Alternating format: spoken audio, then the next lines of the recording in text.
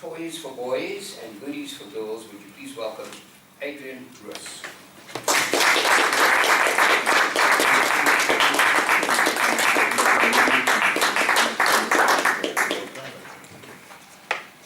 Mr. Toastmaster, toys for boys, goodies for girls, what the heck does that have to do with negotiation?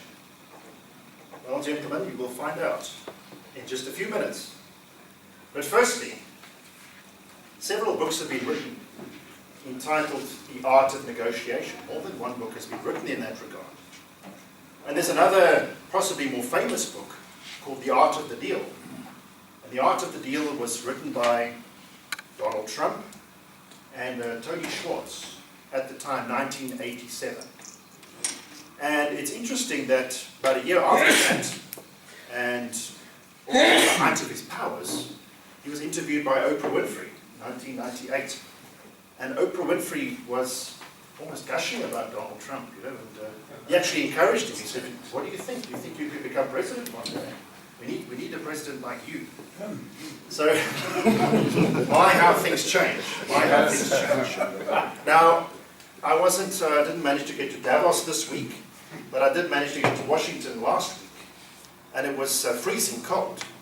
But I managed to find somebody stupid enough to go with me. And we went out in the snow, in the driving snow, to go and have a look at the White House. And it kind of made me think back to a few weeks ago, because I was kind of annoyed. I wanted to go to the Smithsonian Museum, and there were a lot of different museums over there. And because of this government shutdown, I couldn't. Now, in that same White House a few weeks ago, there was the sort of start of a negotiation around this. And it involved Donald Trump and Nancy Pelosi and Chuck Schumer. And there were some very interesting things at the start of this negotiation process in terms of body language. So the first thing you would see in that scenario was Donald Trump sitting in the middle and facing the camera, but using a lot of his hands out. A lot of his hands out, and a lot of this kind of a movement. So, like that.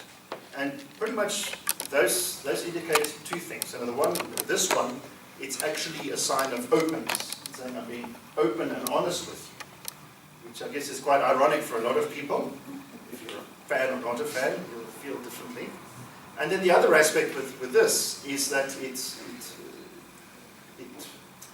gives across a sign of being in control and feeling superior or feeling confident in that scenario. And those were the two movements Trump was using all the time. Nancy Pelosi, on the other hand, the leader of the... So she's in the House that the Democrats control. And her hand movements were the up and down hand movements, as well as chopping. Now, in her scenario, she has a bit of power because the Democrats are in charge in her house. So what she would often do is she would talk Trump up. She'd say, "You are the president, you are in control," etc., etc. And every now and then when he would say something, she might bat it down very lightly.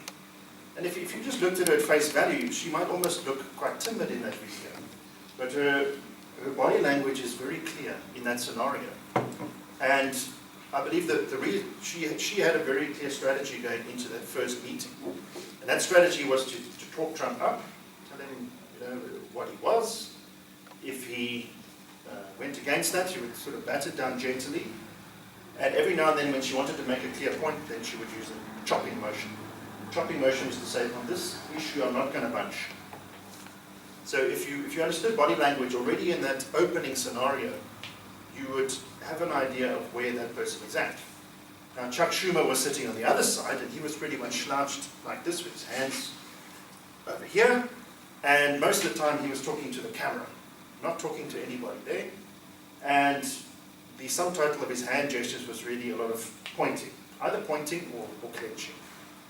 And it possibly signified his position in that situation. He didn't have a lot of power because in the House that he resides over, he's the opposition leader, so he doesn't have control in that situation.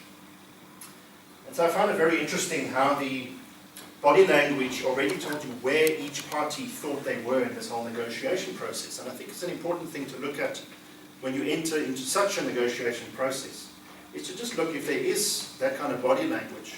They can give you a clue as to how the person feels, whether they're on the back foot, whether they're on the front foot, and what they're willing to negotiate on and what they're not.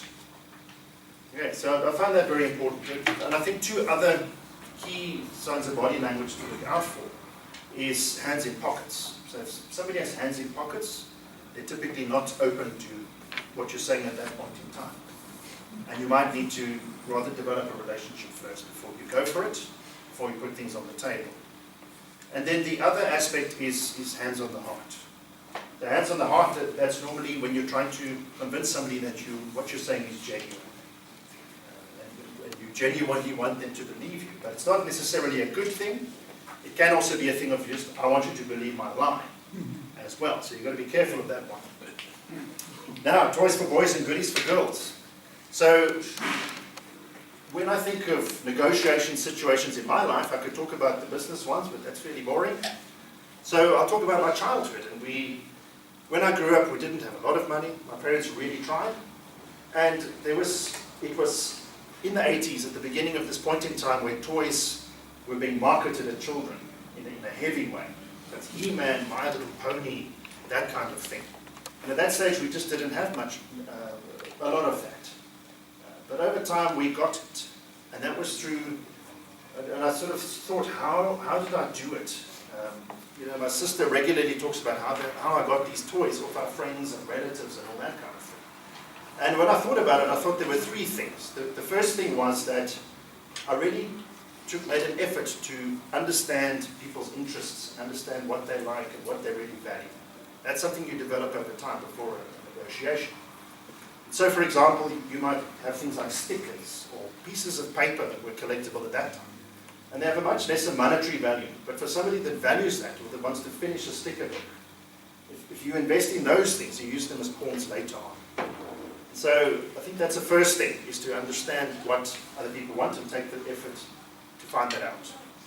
Then secondly, is certainly the timing of a negotiation. And the timing of when that thing that you have is at its most valuable. So for example, the sticker, if the guy still has half a sticker book to fill, it's not a good time to negotiate that thing for something of much more value. But obviously, as it gets to the end and you have that thing, and you keep that in mind, that's when you start a negotiation and you trade that thing.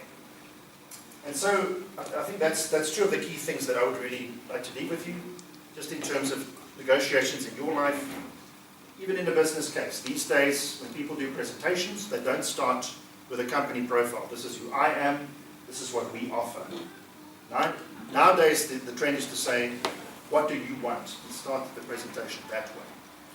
Because even a sale, it's a process that goes on and on, but it's a negotiation. You want to give somebody value, and you want to get back money in return. So I hope that's given you some pointers to help you out in your negotiations. And certainly that's my Toys for Boys and Goodies for Girls story in terms of negotiation. And now you understand what that's all about. Mr. Toastmaster.